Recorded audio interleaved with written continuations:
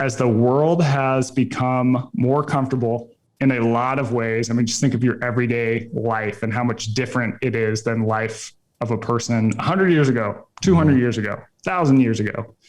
We've lost a lot of things that made us healthy and made us happy. Right. So we've engineered effort out of our lives. Our food system is all this super calorie dense comfort food. We no longer have to do, big epic challenges in nature like we used to.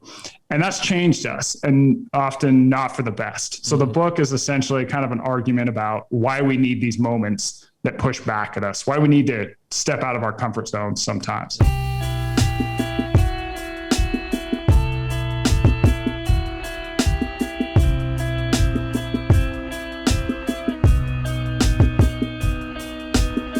Welcome to the Darren Woodson Show. I'm still debating that name. Every time I say it, I'm like, this doesn't feel right.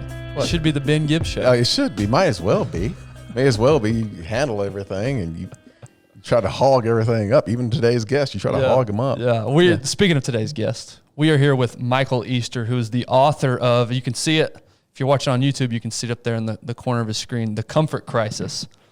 Michael is the leading voice on how humans can integrate modern science and evolutionary wisdom for improved health, meaning, and performance in life and at work. If that's not a powerful statement about what you do, I don't know what is. Yeah, that's awesome, man. Hey, man, Mike, congratulations, man, on the book. Look, can I call you Mike, or do you go by Mike or Michael? You can call me Mike. So the story's funny is my mom, she said she wouldn't have named me Michael had she known that people were going to call me Mike. And so she used to give my friends a $1 bill every time they would call me Michael, but I don't care. Darren's also notorious for that. If it's a Patrick or a Steven, he's calling him Pat, he's calling him Steve. From the hood, dog. That's how we do. Everything is shortened. Like, we don't want to go through that whole process, man. But hey, man, we appreciate having you on today, and normally we go through the entire journey, and we want to talk to you and talk about your childhood, and then go through the process of why you wrote this book.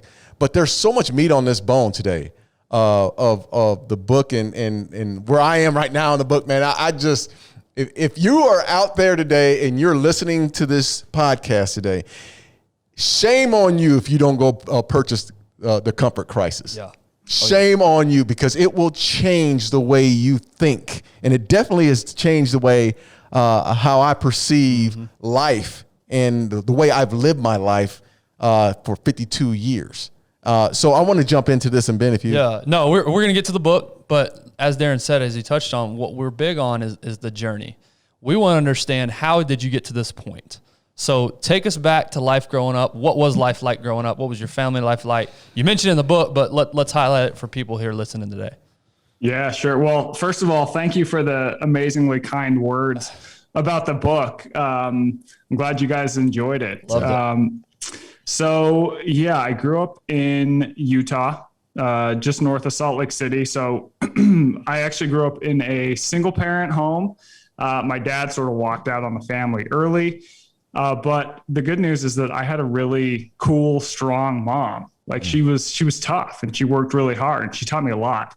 Now, the men in my family, as I talk about in the book, they are a rowdy crew. They are drinkers. They all have a nice long arrest record. My dad walked out on the family because, he could never really stay sober, et cetera, et cetera, et cetera.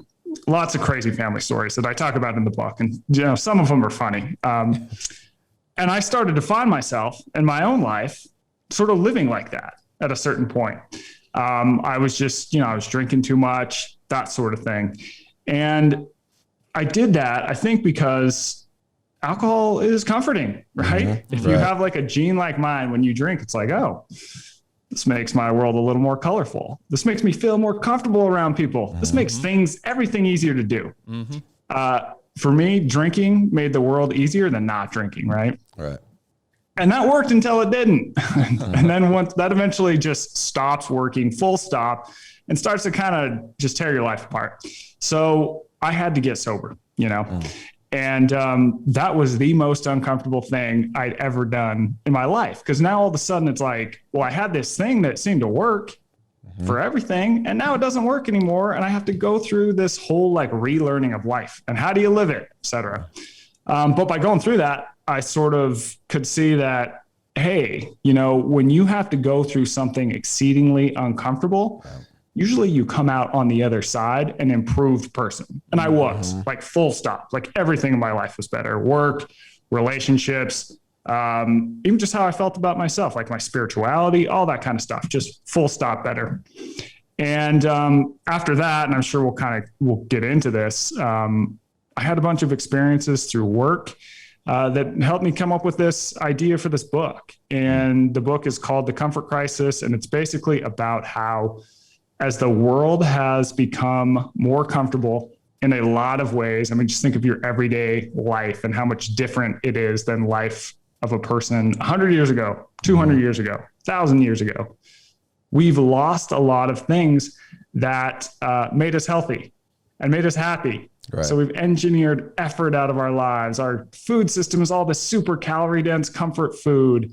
We no longer have to do, you know, big epic challenges in nature like we used to.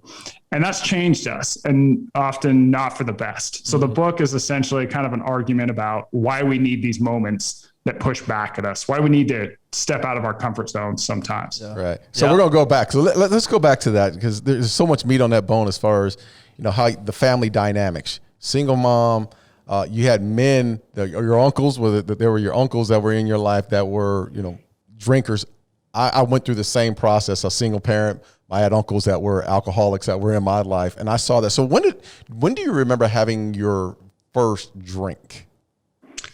I was about 15, I think. And it was one of those things where, you know, you growing up, you feel a little unsure of yourself. You kind of are like, what's my role here? Right. When you have a drink and you're like me, it's like, oh, well, there's the solution. Right. This fixed it, you know, let's do this again.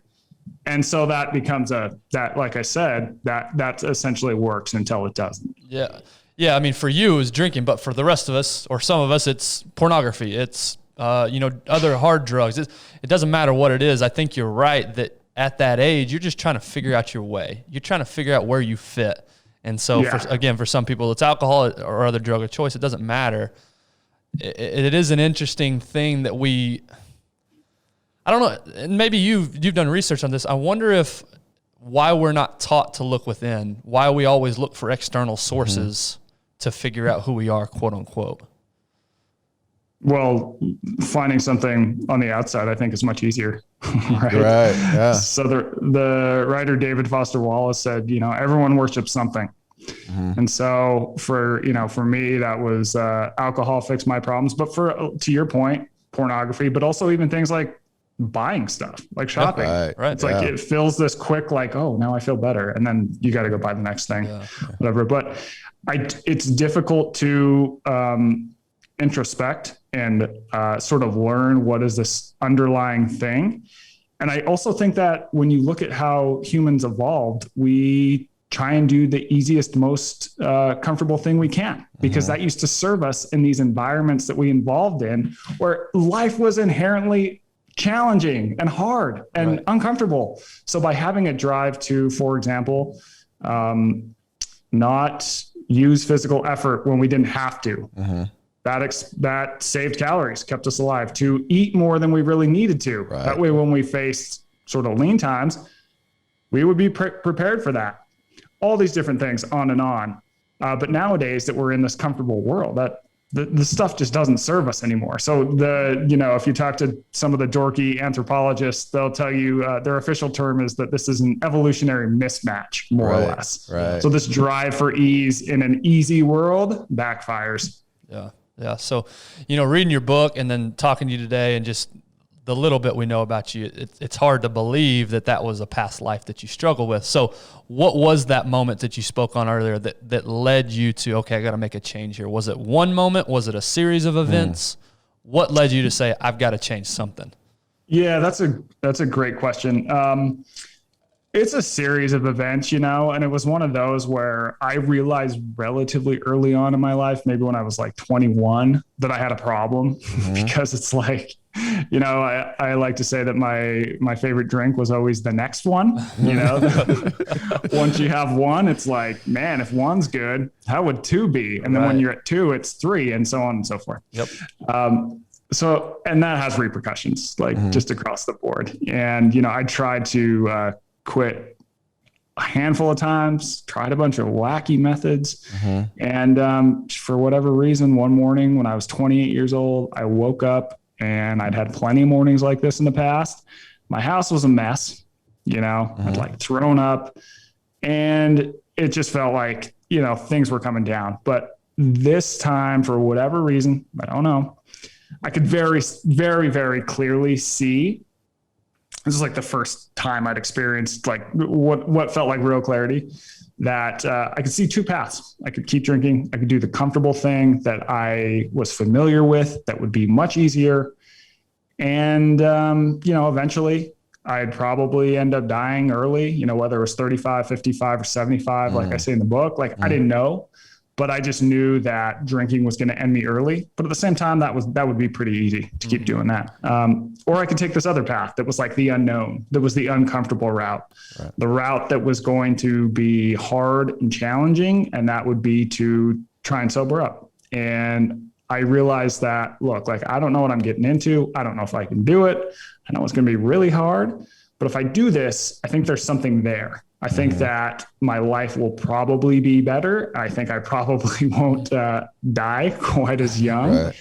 So I'm going to try this thing, and here I am. So going back on that, were you a kid, as far as growing up, were you a kid that took chances on yourself? To go through that by yourself, or to have that thought process to go through this by yourself, hey, here are my choices. Most of the time it's someone who takes you there.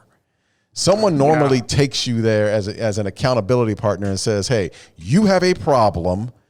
Let's go fix that. There was no intervention. This is your thoughts by yourself.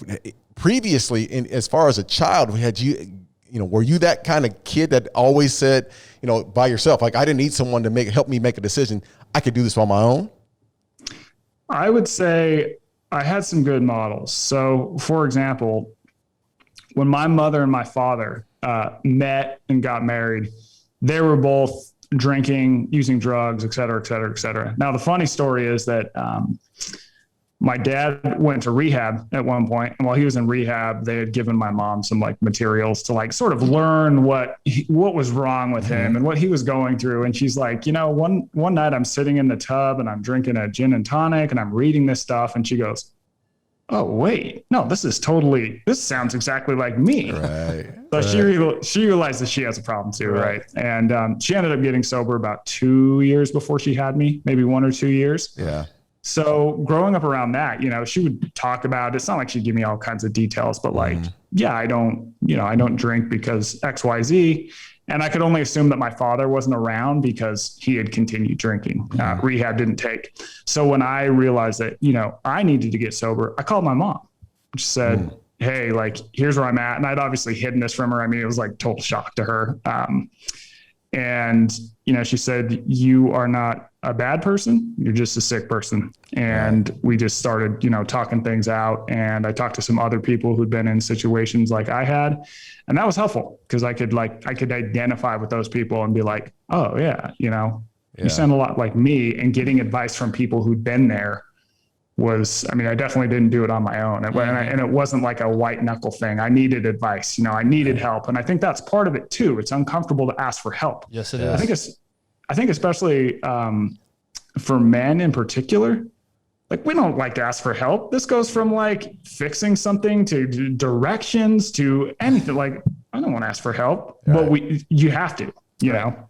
Yeah. It's humbling yourself to admit either A, you don't know. Yeah. That's what it is. I don't know the answer. I'm going to humbly ask for advice or ask for help. So you decide at this moment that, hey, it's time to turn things around. Where do you go from there? How did you, what did that process look like of getting sober? Before we go there, I wanted to say something to you, Mike, because one of the things that stuck out to me in the book, and you were fully transparent, man. And it wasn't hard to read, man, but it was sad. It was a moment in the book where like I sat there and I thought, man, I put myself in your shoes. And you were talking about being locked out of the house. And you would go to your friend's house and your mother was drinking inside the house, but she would lock you out so that you couldn't get in. I don't think this is me. Uh-oh. No, was it, huh? Okay, it might be something else. We will edit this out. That tells you a lot of people have, your past can affect you, and those sort of like genes you have, someone raised in that environment with those genes is likely going to have something like I did. Luckily, my mom, like I said, she sobered up and she was like, we were better for it. You know what? You're right. I was reading something. I know what I was reading on the plane on the way, and I was thinking of something else. Look, we're going to edit that out. We're going to start this. We will start that out, man. Okay, so let's go back, Ben, to your question. We're keeping this in. No, we're not. No, what I was getting to is you have this moment and you realize, hey, I need to change my life. What did the process look like from there to get yourself clean and sober? I found a guy in my neighborhood who had a similar background as me. He was sober. He was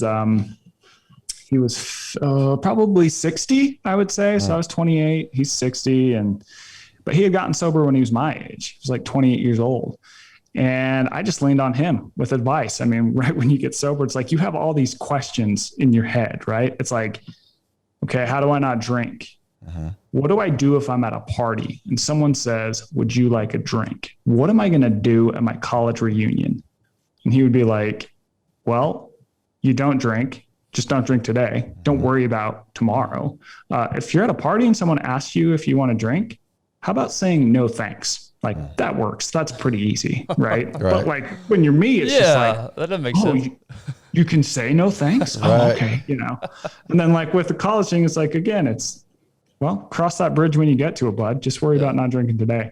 And what was fascinating is he agreed to help me. And I found out like a few weeks into just, talking with him and learning from him, he had cancer and like he was literally dying. And he said yes to helping me. And like, this is a guy at the end of his life. And I didn't know that. And I mean, that's pretty damn powerful that he would take these moments he had that were very limited, and he was aware of that, and work with some random kid who needed help. He ended up passing away maybe a year and a half into me knowing him, but he sort of set a foundation of how can I get through this? What are some of the things I can do? And also, he taught me that you got to help others too. So that's been a big thing that's helped me. I help, like he did. If people come to me, and I've had a lot of people, once it becomes public that you don't drink anymore, you get a lot of outreach from people who are like, hey, how'd you do that? Or, hey, I think I need to think about this too. What did you do? So helping others, I think too, and trying to get out of myself has really cemented it. Because now too, I have this like network of people that I rely on, that rely on me, and I can't go back out because what about this dude who called me 2 weeks ago who I'm supposed to talk to tomorrow? Yeah. Yeah. So what did you say the book was a few weeks ago. Did you say you completely quit cold turkey? You never had another drink again? Never. Okay. Yeah. Because I think, like I said, it's not like I'm not the type of person that can go, yeah, I'll go to a bar and I'll have one beer. Right. I mean, I could tell myself that, but once I have one, something happens in my brain where I go, we're going to order that other one. So is every day a challenge? Not anymore. No. I'm pretty confident that I'm, not going to drink today or tomorrow, but I also stay vigilant. That doesn't mean that I I'm aware that this thing is out there and I have that gear. Right. Mm-hmm. So it's just, like I said, helping others, being conscious of it. But no, it's not like I'm like I want to drink today. Like, no, I can think, in fact, like sometimes it's good. It's really good for me to work with people who are just getting sober. Cause it's that reminder of like, oh man, it gets, I remember when I was like that, holy crap. And it reminds you, why you have to stay vigilant. Yeah. It's funny, and I've said this before, you mentioned helping other people was something that really pulled you out of that. And we've done so many of these interviews, and no matter the story, no matter the background, it always ends up funneling back down to service of others. That ends up being a common theme with everybody that we talk to. That's so true. Of how helpful it is for them, whatever they're going through, to serve other people. So I love that you said that. So that takes us to a point where you start to get into research and fitness and things like that, and wanting to change your life for the better and replace those habits with healthy habits. Talk to us about the book, what led up to writing the book, and then all those instances that you talk about in that book. Yeah. So I mean, what was interesting is I was totally a professional hypocrite at this time, because I was working at Men's Health Magazine as their fitness editor this whole time that I was like drinking, and I ended up getting sober when I was in that job. So at Men's Health, I had kind of noticed, look, like most of these things that we write about that improve people, they all take going through some form of discomfort, right? Mm-hmm. Like if I want to improve my fitness, I'm going to have to work out, and that's pretty uncomfortable to do that. If I want to lose weight, I'm probably going to have to be hungry. Yeah. That's uncomfortable. Even just improving relationships, when we write about that kind of stuff, that there's usually some discomfort that happens as you sort of correct for whatever is happening. And so I noticed that, right, kind of file it away.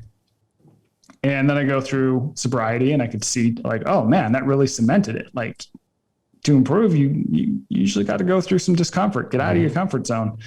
And then I get sent on this story for Men's Health with this guy whose name is Donnie Vincent. And he is a backcountry bow hunter and filmmaker. So he makes these hunting documentaries that are basically like Planet Earth, except with hunting. Like they're beautiful. And the way he hunts is he's very reverent about it. So his background is he's a biologist. He only hunts older species. He's not hunting for like the trophies and stuff. Like for him, it is a very, I would say, spiritual act that almost taps into like something we've lost in our past.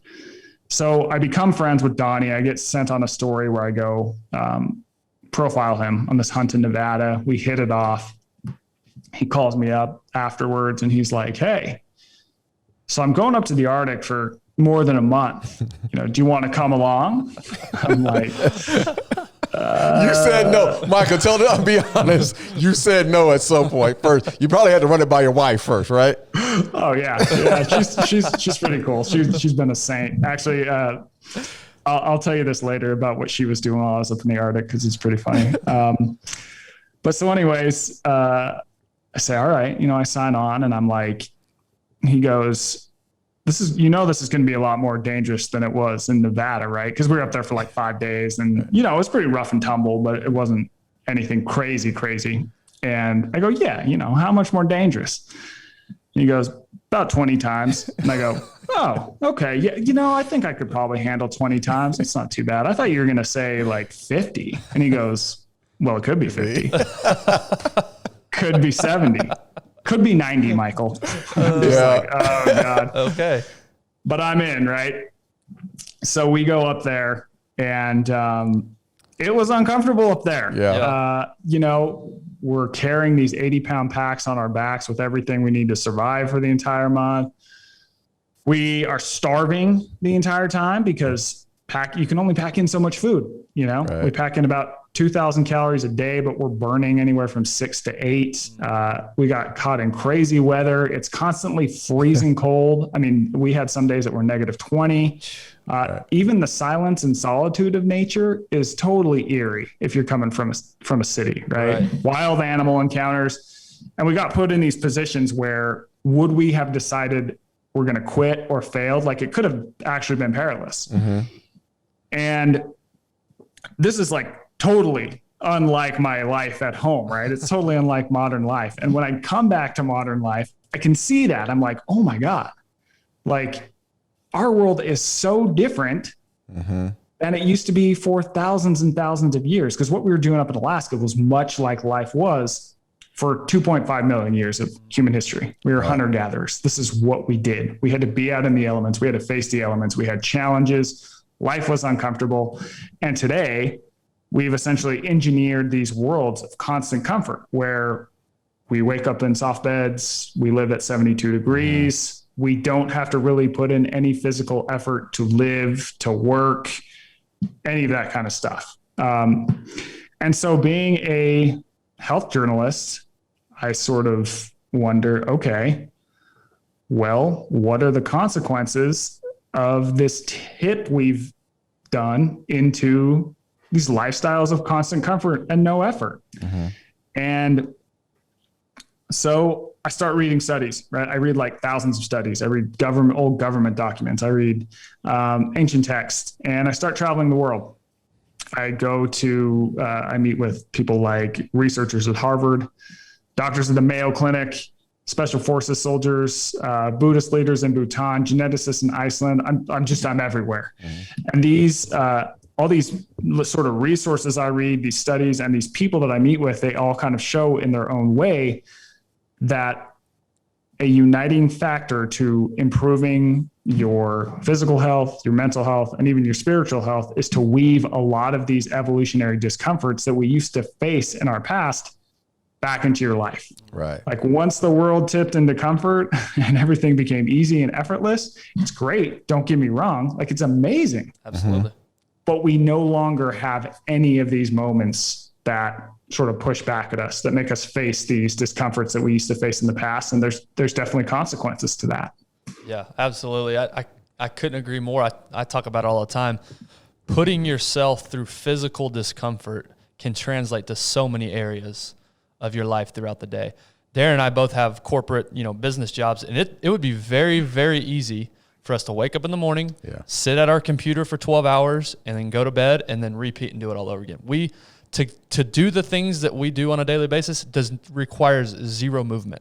Right. It's literally, you can be right in front of a computer. And so what you're saying is so true. A lot of us live that way. And we've reduced everything down in a good way, but also in a negative way, to making it just what's convenient. What's the most convenient thing that we can possibly do? Right. And so for you to write this book, it was really speaking to me. Because it's a lot of the thoughts that I had. Now, you've done, like you said, way more research than I have, but very, very true, a lot of things. So let's talk about some of the stuff. We're not going to talk about everything because we want to make sure people pick up the book, especially the trip to Alaska. We're not going to touch on that. Because we have to touch on it a little bit. Look, I think a little bit, but we don't want to give it away because you got to read the book. Yeah, you definitely have to read the book. I guess when I go back and start to think about the book is when you met Donnie and you guys were in Nevada, and you go on the first trip and you come back and you got to start preparing for, going to Alaska.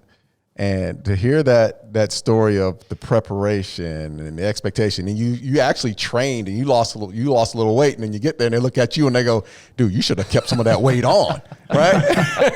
But I got to go through this one, the plane ride. You got to give us the plane ride in, man. Okay. So first of all, if you want to get to the Arctic, it's essentially a series of plane rides, and each plane gets smaller than the next. So you start on like a 747, then you get on something slightly smaller and slightly smaller and slightly smaller until I find myself standing on this runway. I mean, it's really just like a little tarmac in the middle of nowhere in a town called Kotzebue, Alaska. It's above the Arctic Circle, population like 2,000 people. And I'm looking at this plane, and it's like the size of a Snickers bar with wings, right?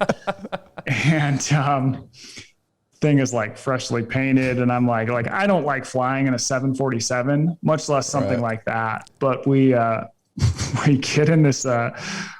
We're kind of talking about flying. Donnie is. I don't know. He's just got a screw loose a little bit. Like we're standing on the runway, and he's going like, yeah, so these plane flights, they're really, really dangerous. They crash all the time. They're small, the weather, but don't worry. I got the best pilot I could. And then he starts telling me about how there's this other pilot, whose name is Mike. And well, Mike actually recently crashed his plane, but we're not going with Mike. Well, it turns out we needed 2 planes to get there. So Donnie goes with this pilot that he says is like Top Gun. Me and this other guy who's with us, William, he's a cameraman for Donnie. We get in this plane and we're just sitting there waiting. And I'm just, I'm like, oh my God, why am I doing this? The guy gets in, turns around, goes, hey, I'm your pilot. My name's Mike. And it's just like, this is the guy who crashed the plane. Yeah. Like, oh my God. Yeah. But I'm in, right? I'm strapped in. Yeah. That's the part. Sorry, go ahead. Yeah. It was definitely nerve-wracking to say the least. And like that this is like the welcome to the Arctic thing, right? It's like this is the first step of getting out there.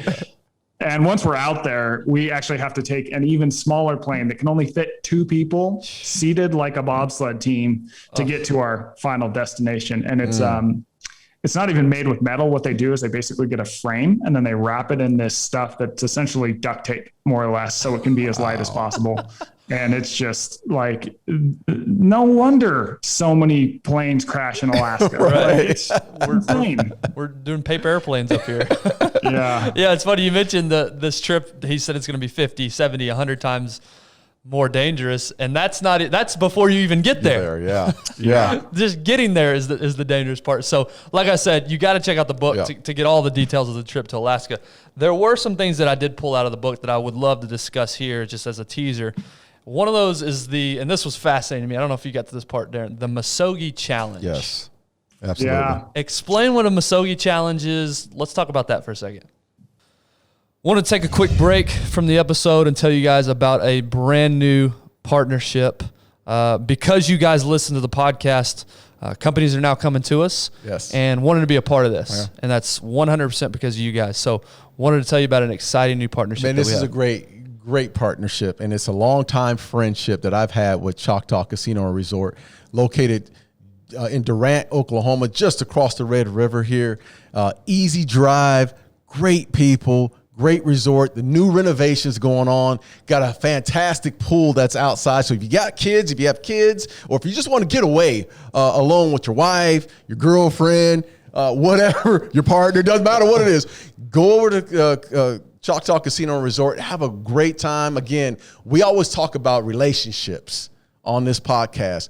We have a great relationship with Walter Allen, who's over there, and the people over at Choctaw Casino have just been wonderful. Yeah. Hopefully you don't have a wife and a girlfriend at the same time. Yeah, a little bit of both, but have a good time anyway. But yeah, like Darren said, go check them out, Choctaw Casino and Resort. Now back to the episode. So I meet this guy whose name is Marcus Elliott. He is he's far out guy. He got himself through college by counting cards. He would go to Burning Man back when it was like this little thing just full of weirdos. So he's a far out guy, but he's also insanely brilliant. He got his MD at Harvard, and while at Harvard, he decides, I want to get into sports science. So he doesn't go the typical doctor route. His first job out of Harvard Medical School is a job with the Patriots.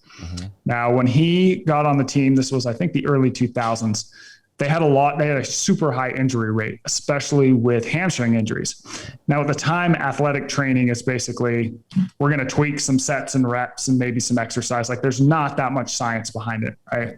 So he goes in with his big brain and focus on data, and he does all these very customized programs to focus on this one injury problem they have, which is hamstring injuries.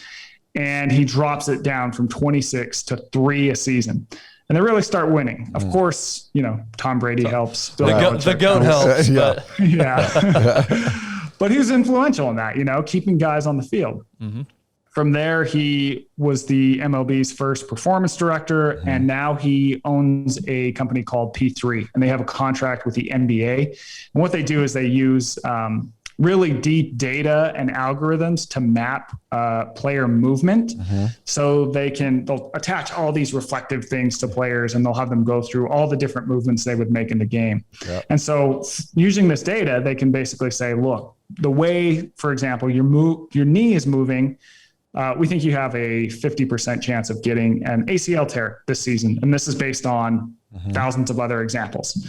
They can also tell you, you know what, you're really, really good at this skill. So you should develop that, because that's something that is kind of like this little untapped gold mine that you're not leaning into. So I told you all that to basically tell you that, one, this guy is really smart. Two, he is very data and science oriented. But he also realizes that what improves everyone from pro athletes to the average human can't always be measured. So to get into those qualities that you just can't track with science, those sort of inner, that inner whatever gear that certain athletes have, he does this thing called Misogi Challenge. And it's based off this ancient Japanese myth that is essentially a hero's journey. So you have this in the story, you have this hero who, goes in, leaves this comfortable world. Yeah. He goes down into this really trying middle ground. He really struggles. And then he manages to break through, and he comes out on the other side an improved person, just better in body, mind, and spirit with better capability. So he'll get guys, and based on this idea, he gets guys a lot. Some of them are pro athletes. Some of them are just, friends, whatever. And they do what they call a Misogi Challenge. So every year, once a year, they pick some big, weird physical task in nature, and they decide they're going to try it. They're going to tackle it. Now, the rules of Misogi are one, that it must be really hard. Yeah. And they define really hard by saying you have to have a 50% chance of finishing, a true 50% chance. So this thing better scare the crap out of you, right? You're like truly not sure if you're going to be able to do it. And number two is that you can't die. That one's pretty simple, right? That rule. Yeah. Yeah. So, and then there's a couple guidelines. One of the guidelines is that it should be weird and kooky. And this is so you can't compare yourself to other people. Because a lot of times we go out and do physical things just to compare ourselves, right? It's like my neighbor ran a 3:05 marathon. I'm running a 3:03. Right. That's my goal. Right. But that's comparison shopping. You're not really doing it for you. You're doing it for some other reason. And then the second guideline is that you don't advertise Misogi on social media. That goes back to the fact that, who are you doing this for? Are you doing this to get some likes and followers, or are you doing this to learn something about yourself? And so they have done things like, one year they get this 85-pound boulder and they walk it 5 miles underneath the Santa Barbara Channel. So one guy would dive down, pick it up, walk 10 yards, drop it, come up, the next guy, so on and so forth, until after 5 hours, they've moved this boulder across the channel. They've done pretty simple things where they'll, go out and just, okay, that's the farthest mountain we can see. Let's try and get there in a day. Now, what happens is, as you're doing something like this, you get into this middle ground where you really doubt yourself. You're like, I've bitten off more than I can chew. I don't know if I can actually do this. This seems like I'm going to have to quit. But by putting one foot in front of the other, or whatever it is you're doing, if you're swimming, one more stroke, you all of a sudden reach this edge that you thought was like where your tipping point is, where your stopping point is. And then you look back and you realize, well, oh, I thought that was my edge, and yet here I'm still going. So that edge is in a new place. And that becomes really enlightening, because you realize you've sold yourself short. It's like, okay, I finished this thing that I really didn't think I could finish. And if I sold myself short there, what else in my life am I selling myself short on? Yeah. Right? It really asks you, it opens up a lot of questions in your mind. And then number two is like, you face some real fears out there that are really similar to the fears and challenges that we used to face in our recent past. And then when you go back into your sort of modern normal life, stuff like giving a presentation in front of your boss becomes a lot easier. Yeah. Yes. Yeah. It's about the experiences.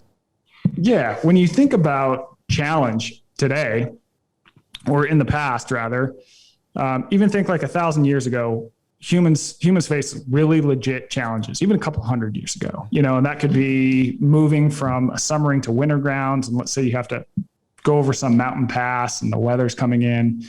It could be from something like a hunt, right? It's like you're low on food. We have to go out on this really epic, dangerous hunt, or else we're going to starve.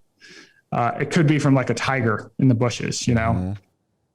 And every time we would complete one of these challenges, we would learn something about ourselves. We would grow as humans. We would improve in our ability to just take on the world, more or less. But nowadays we don't have those, you know. I just mentioned like giving a presentation, like that is our challenge. Right. That's not really that's not really teaching us that much about ourselves. There's not a physical element. There's not an emotional element. There's not really a spiritual element either, which a lot of these had. And so sort of the message of Misogi is that I want to reintroduce these metaphorical tigers back into my life so I can learn something about myself and come back into my normal life improved. Yeah. Yeah. The big challenge, it's interesting because while you're going through it, you think this is the worst thing I've ever done. This is the hardest thing I've ever done. How am I ever going to do this? And then you look back on a year later, you look back on, man, I'm so thankful for that moment. Yeah. I am so grateful that I went through that. So Misogi, if I'm hearing correctly, is just an opportunity to give yourself more of those moments of clarity. They're controlled opportunities so that you can look back. Because I think the Misogi challenge is only once a year, right? Usually once a year.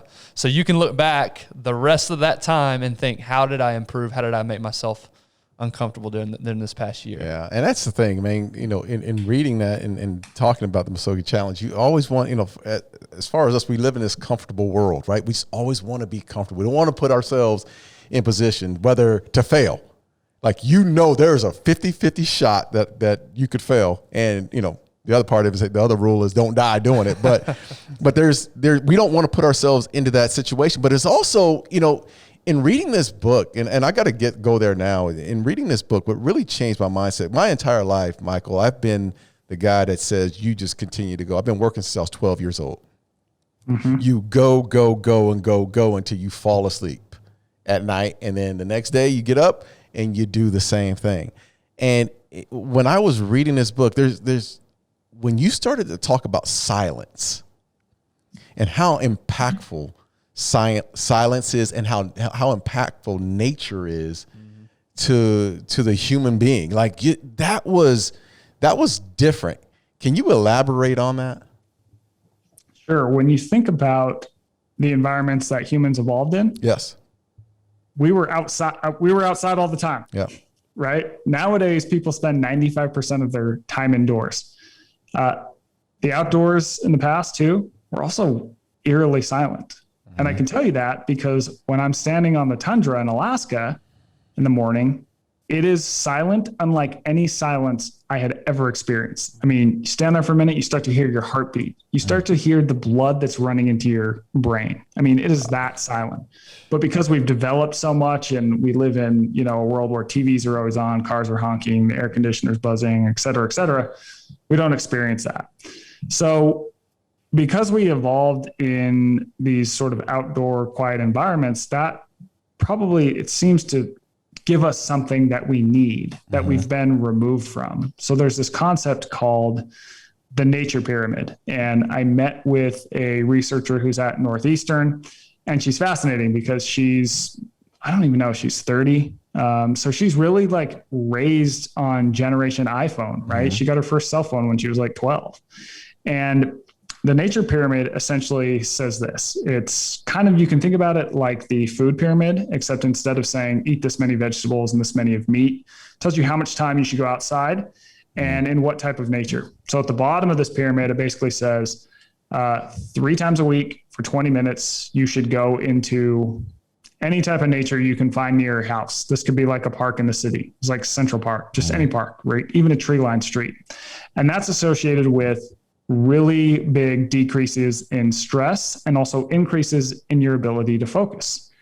At the second level of this pyramid, basically says you should spend 5 hours a week in more sort of out there nature. This is the stuff that you could find at like a state park. So it's a little bit wilder, but it's not, you know, it's not super backcountry. The very tip top of this pyramid is 3 days, at least 3 days a year in the backcountry.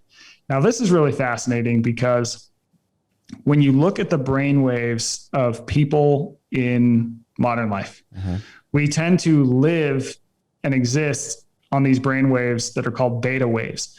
Now, these are like just picture super spiky, frenetic, go, go, go, go, go, right? Get a job when you're 12, keep on working. Right. Yep. And this serves us in a lot of ways, don't get me wrong, but we also don't have these moments of downtime where we rest, reboot, and reflect. After 3 days in more backcountry nature, this is stuff that's more out there. If you're not a nature person at all, you could get this in like a cabin staying, off the grid a little bit. People start to ride these waves that are called alpha waves. And these are the exact same waves that are found in really experienced meditators, like people who have been meditating for like 10, 15, 20 years. And they seem to reset and revive our thinking. They're associated with a lot better scores in creativity, a lot lower rates of depression, a lot lower rates of anxiety, really huge increases in just happiness and life satisfaction. So it's almost like this annual reboot. Now, the crazy thing about all this research is that all of what I just told you, it gets canceled out if you bring your cell phone along on this.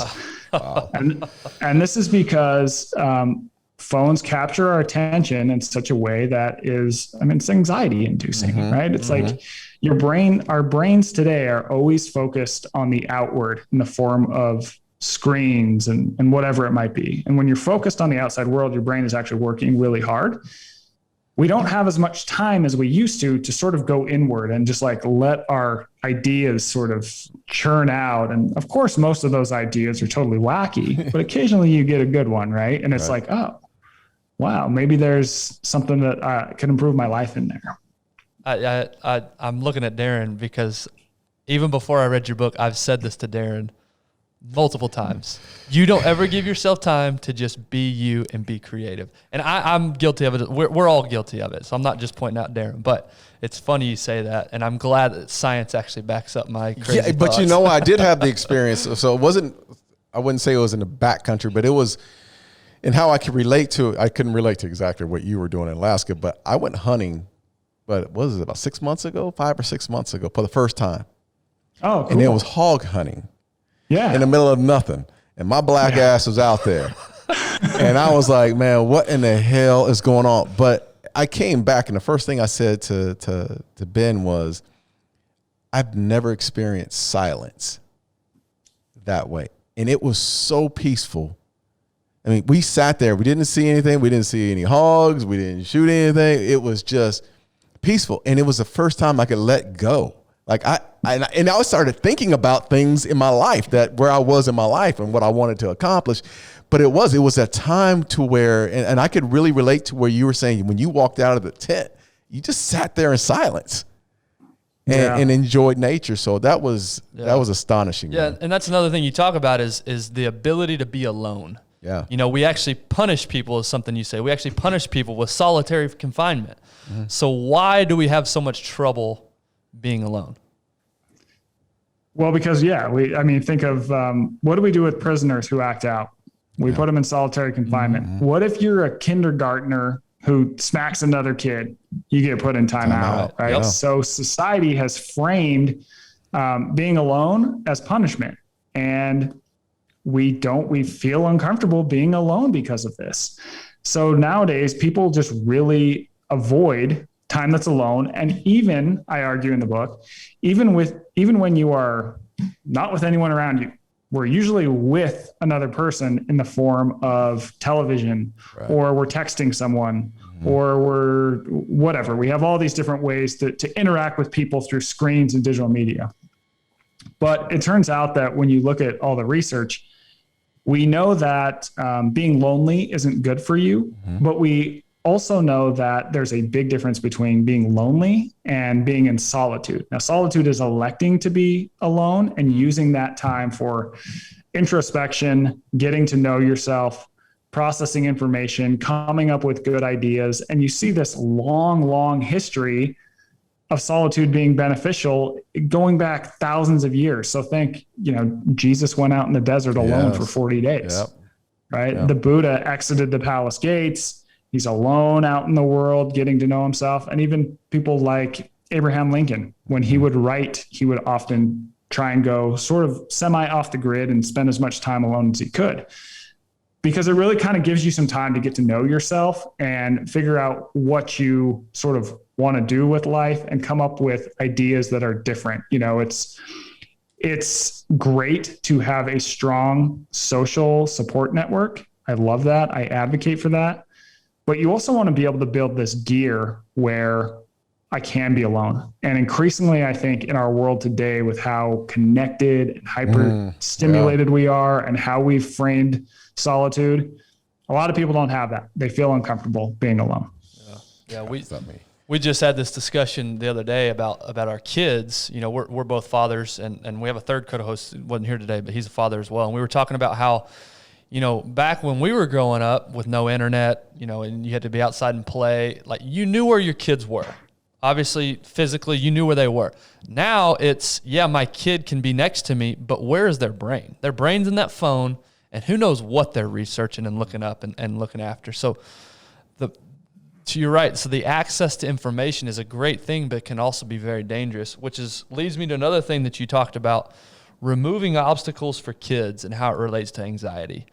Talk to us about the relationship between doing something physically difficult or coming against a challenge and how it can actually reduce our anxiety levels.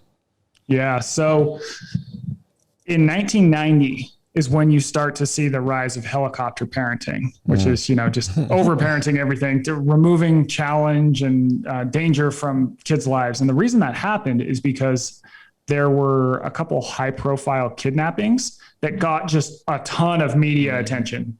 Now, the reality is that kidnapping wasn't really any different than it had been throughout, the last 50 years. But for whatever reason, parents at the time started thinking, if I let my kids outside to go play and do their own thing, they could get kidnapped. I can't let them go out and do that. So helicopter parenting starts. All this challenge and this time to sort of be outside and learn about yourself. You get in fights, you fall, you get scuffed, you face all these challenges in the world that sort of teach you how to be a person when you're a kid, right? That gets removed. And so you see in those generations born after 1990, rates of anxiety and depression start to skyrocket. Wow. And this is because let's say you are a 20-year-old and you're in college and you've never had any real challenges in your life and you haven't sort of had to, get in arguments with other kids on the playground and stuff. When you get in a classroom or something and all of a sudden, I'm a professor at UNLV, if I challenge your idea, well, how do I react to that? I've never had anyone tell me I'm wrong or call me out. Right? It becomes this big challenge that people, they just have an outsized view of how scary it is. Shouldn't be scary at all, but they think it's scary because they've never had anything actually scary happen to them. So, and this gets back into the idea of rites of passage, right? So through all of time and all these different cultures, these cultures would do rites of passage. And this could be something like the Maasai tribe would do a lion hunt for their youth. The Inuit would they would go out and hunt, I think it was caribou and seals. But also a lot of Native American tribes would do something similar where they would send young people out to be alone for 5 days in the wild, and they just kind of had to survive. The idea behind this is that, look, you are at point A in your life, and for you to really serve the tribe and be capable and confident and all the things we want out of someone who's older in the tribe, we need to get you to point B. And to do this, what we're going to do is we're going to send you on this rite of passage, because that's going to teach you a lot of skills, capabilities. It's going to teach you a lot about yourself. And so by doing this, when you come back into the tribe after 5 days or 30 days or however long it is, you're going to be that point B, and you're going to be able to sort of move on to this next phase in your life. You're literally a new person behind this. This is based on the work of Joseph Campbell, who, identified the hero's journey. And we don't have those anymore. And I think that, they've slowly been removed from life. And I think that part of being a young person before 1990 was having all this time where you're kind of out, having these trials, and they definitely aren't around as much. And it's increasingly becoming safer. So now there's this idea of snowplow parenting, right? Where parents are just like anything and everything just gets snowplowed out of the way. Yeah. I thought that was a great analogy. But that's how honestly, that's how it is. We have play dates now. So it's always in a controlled way as far as bringing my son to his friend's house, and we get everybody together and we have those moments. And that's exactly what it is. I remember the day when my mother used to always say, hey, when the lights go down, the street lights come on, you better be in the house. Yeah. Outside of that, we were gone. Yeah, gone. Yeah. Out of the house for sure. So what you're saying is that you have to make friends for your kids. Well, kind of, sort of. I mean, it kind of is that way. You just don't let your kid outside to go play. Yeah, no, I'm sending my 4-year-old. I'm sending him out on a man's journey. He's gonna grow up. How about you send yourself on a man's journey and get with Michael on the next Masogi? Good point. There we go. Yeah. So we've touched a lot on, last thing I want to touch on the book here, before we wrap up. We've touched a lot about obviously the mental side. We've touched some physical, but let's talk a little bit about physical activity. How we used to be, back in, years ago to what we do now. Let's talk about the physical aspect and why it's so important to move your body. Yeah. So when you look at how humans evolved, we were 14 times more physically active than we are today. And we were like multi-tool athletes. We were really great at distance running. We were pretty strong. We had really great movement patterns because we didn't have chairs that we sat in all day. Like even just being at rest back in the past meant you had to like sit on the hard ground and you were constantly fidgeting, or you were in the squat position and holding that, right? So people in the past were extremely physically capable. And then we started engineering our worlds to be, like they are now, where we sit in sort of soft chairs and we're behind screens all day. We've engineered all movement out of our lives. And this is why you see these rates of chronic disease are skyrocketing, right? It's like now the average person, the thing that's probably going to kill you is heart disease. And heart disease is a consequence of the fact that we have too much easy access to food and we don't really have to move for it at all. Like our fitness level, we are becoming as a species as unique for our lack of fitness as we are for our really smart brains, because every other species in the wild has to move around, right? So, but what I think is interesting is I worked at Men's Health for a lot of years. I still write for them a lot. And even how we approach exercise in the modern world is to try and kind of make it as comfortable as possible. Yes. Yeah. So you think about the average gym, it's like perfectly temperature controlled. I'm going to go on this elliptical and do these kind of weird movements, for a while. And then I'm going to go to like this weight machine and get everything perfectly. So I just kind of have to do this one movement. And I'm also going to select the weights beforehand because I kind of want them hard, but I don't want them too hard. Right. In the wild, it's like humans evolve. When you look at the way the human body evolved and is built, we, in terms of the animal kingdom, we're not super fast. We're not super strong. I mean, we were back in the past compared to what we are now, but in terms of other animals, but we're really good at two things.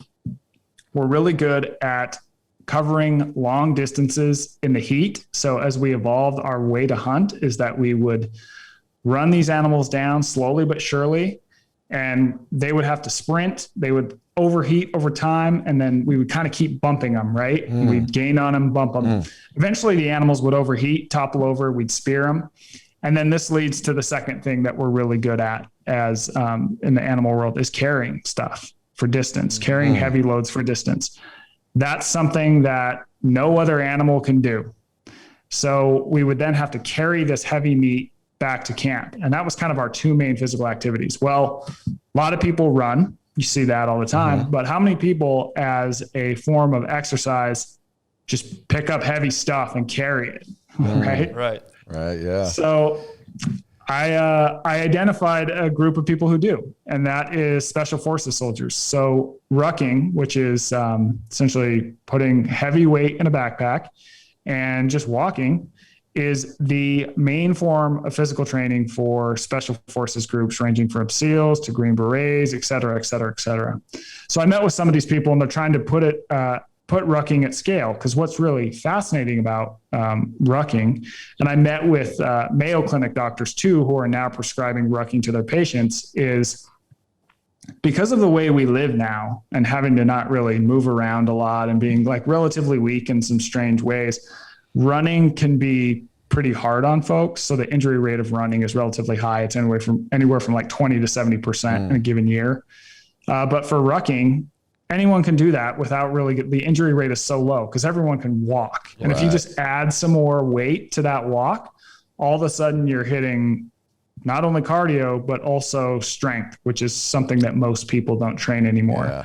So it's just kind of this really easy access point for people to get a lot fitter, and it can work for anyone. You know, if I could go rucking with my mom, I could throw 50 pounds in the pack. She could use 10 and we can go the same pace, have a good conversation. So it's also social, which I think is important. Yeah. It was interesting. You were talking about just the caloric burn of rucking versus normal walking. I did have a question. What if you don't have access to hills and things like that, and you're just walking around your sidewalk? Yeah, we're in Dallas, man. Yeah, we're pretty flat out here. Yeah. If we threw on 50 pounds on our back and walking around, I'm assuming we're still going to get a great benefit out of that, but maybe not to the extent of if we were walking through the mountains. Yeah, well, it's basically, you can think about it as 2 to 3 times the caloric burn of walking. So if you were walking on your normal sidewalk, you'd say burn, 100 calories a mile. Well, if you're rucking, if you just add some weight, say 25 pounds or whatever, 30 pounds, you're going to be in between 200 and 300 calories for that same mile. Yeah. Okay. Yeah. So let's say somebody reads a book. They say, all right, I've got to get a hold of my physical activity. Where do you suggest people start? If they're fairly inactive, if they are living this life that we're talking about, that it's sitting in front of a computer all day, maybe that's the perfect place is rucking. But where do you recommend people begin so that we can tap back into the way that we evolved? I think it's looking for, just in terms of starting, it's like, how do I weave effort back into my day in any way possible? That's good. Rucking's an easy entry point because, like you said, if I'm already going to walk the dogs a mile, it's like, all right, we'll just throw on a heavier pack and it becomes harder. This is like so cliche and simple, but no one freaking does it. Park at the farthest spot you can. Yes. Thank you. Tell my wife. Thank you, Michael. Carry your groceries, that kind of stuff. Because look, everyone knows they need to move more, but here's a fun stat for you too. That is the percent of people who take the stairs when an escalator is also available. We have hardwired drives to avoid exercise, to not want to work out. And so really, also, I think that one problem of sort of the fitness industrial complex, if you call it, is oftentimes people are led to feel bad because they don't want to exercise and they don't like it. Yeah. It's like, no, if you enjoy exercise, you are one of the weird ones in the grand scheme of time and space, right? So I think letting people know like, hey, yeah, it's totally normal that you don't like this. Yeah. But guess what? You have to do it. I don't like going to the dentist. I don't like going to the doctor. I don't like having to go to work some days, but it's like, this is just a thing we need to do if you want to live healthier, not only physically, but also mentally. Like if you look at the data, the absolute best thing you can do for your health is increase your fitness level, even the slightest. Fitness beats most medications. It fends off diseases better than anything. Even for mental health, it's associated with much less depression and anxiety. Yeah. It's just like, but we don't have to do it anymore. Right. Yeah. Well, I tell people all the time, being physically strong is one of the best things relatively strong to what you're capable of, is one of the best things you can do for yourself, because not only are you more capable physically, you can move things, you can pick up things, you can carry, but the things that you can't cheat strength. And what I mean by that is it's a process to get stronger. So what you're learning through that process over time and teaching yourself that I can do a little bit more today, I can do a little bit more tomorrow, I can do a little bit more than I could. That process is teaching you and translates so well to every other aspect of your life. So I am a full believer that strength training, everybody should be doing some sort of strength training. Yeah. Whether it's your own body weight, whether it's like you're talking about rucking or picking up and carrying, whatever it looks like.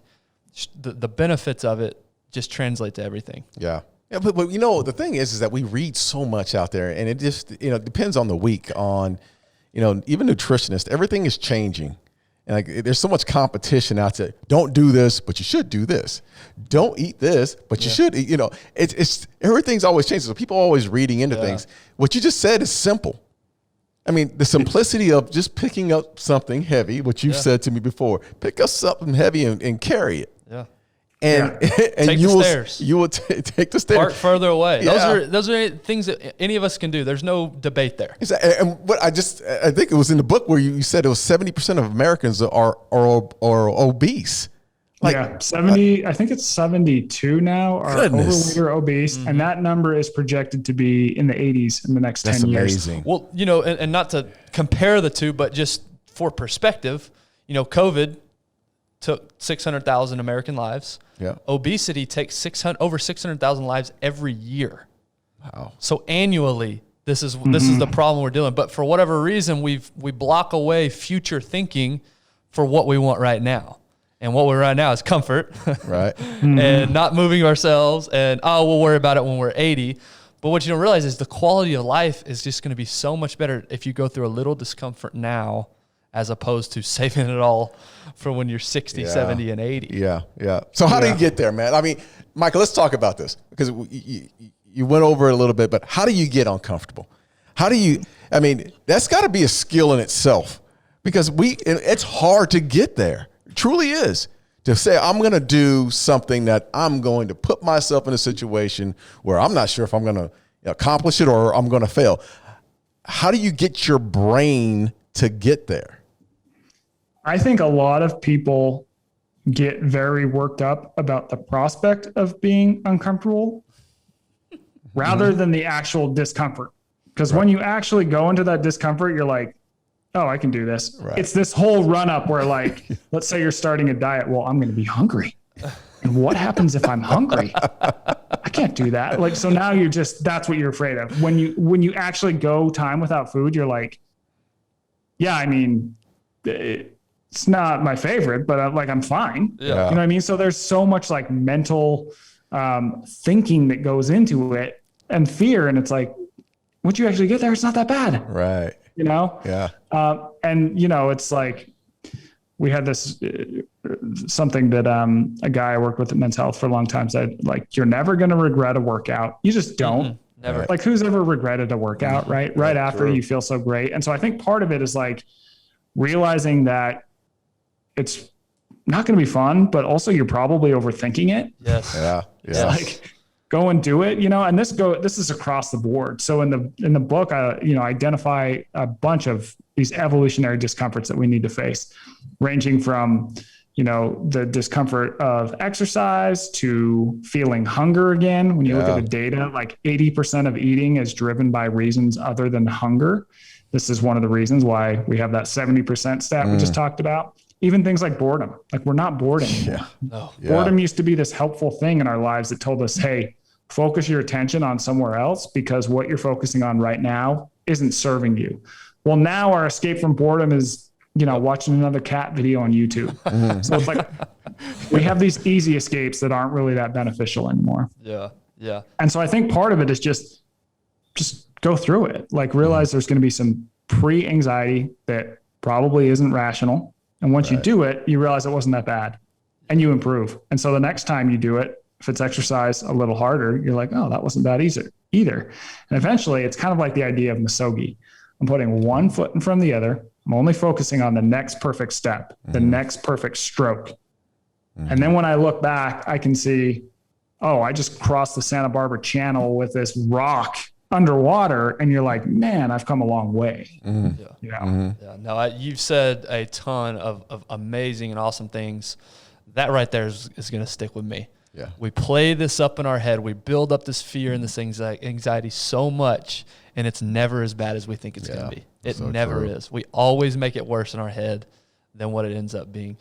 So you've written the book. You're obviously on a mission. Where do you go from here? What's the next step with your? And just remind people, what is your mission? What are you hoping that people take away from the book, and where do we go from here? I'm hoping. What's interesting about the book is it's this idea of comfort and discomfort is like this overarching umbrella, but it's interpreted in so many different ways that what people find attracted to and are attracted to in the book really varies from person to person. So I think what's nice about that is like some people will read a certain section that just really resonates them and changes one fundamental thing in their life that really moves the dial.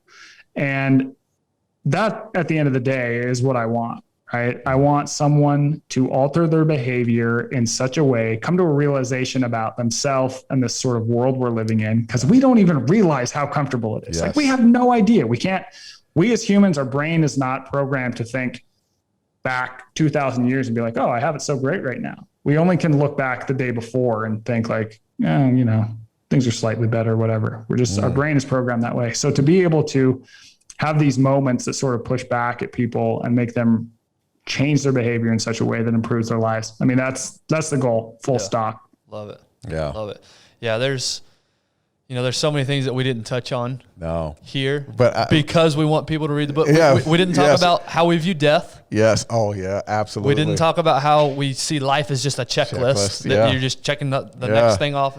So go read the book. I can't recommend it because more highly. I'm gonna tell you this, Michael Easter, you paint a picture, brother. Yes.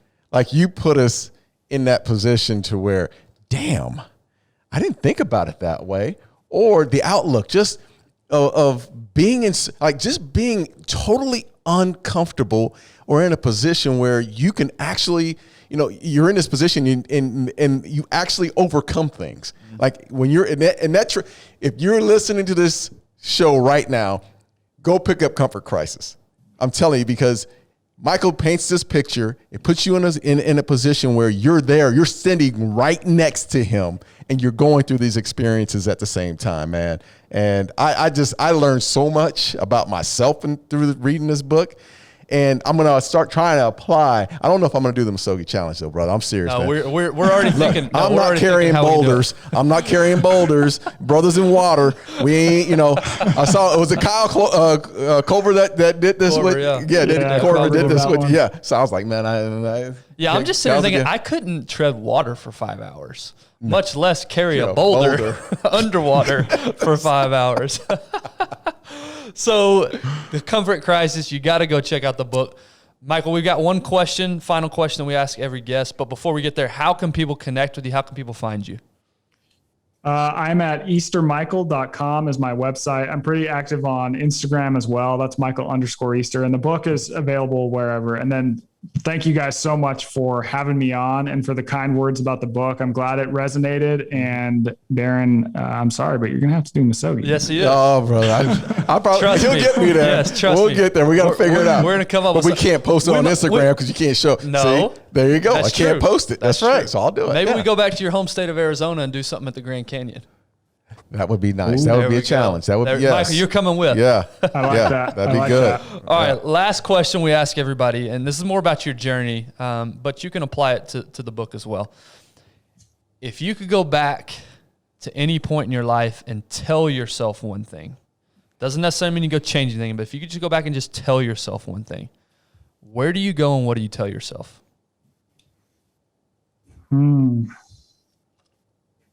That's a great question. And I've never thought about that. I've been pretty happy with the ride I've been on. There have been some bumps, some real bumps and hiccups, but guess what? I learned from those. Goes back to what I'm talking about in the book. Going through those uncomfortable moments, I learned a lot about myself, and I can look back on those and say, I've done something. I would say, one of my favorite lines is I have this guy I know who always goes, rule number 62, don't take yourself so damn serious. And I just love that. Yeah. Right? It's like we can tend to take ourselves so serious in everything. It's like I see the world as, I know for sure I got at least this one ride. Right. And if I can try and remain present, not take myself too serious, that is going to give me space in my life to be able to be a better person to those around me. Because I'm not going to get worked up over someone who cuts me off in traffic or, the service at some restaurant isn't what I would like it to be, whatever it is. Like we tend to get worked up about first world problems now. And that can kind of give me some space to realize that most of my problems are first world problems. Right. And I can be a better person every day. Love it. Yeah. Love it, man. Man, we appreciate you, Michael. Thanks for coming on the show today. Thank you so much, guys. That was a blast. I really enjoyed it. Awesome, man. If you're ever in Dallas, look us up. Yeah. We'll as soon as we sign off here, we're gonna go plan our Muskogee challenge. So. Yeah. Hey, man, thanks again, though, Michael. Really appreciate your time. All right. Thank you. Thanks, guys.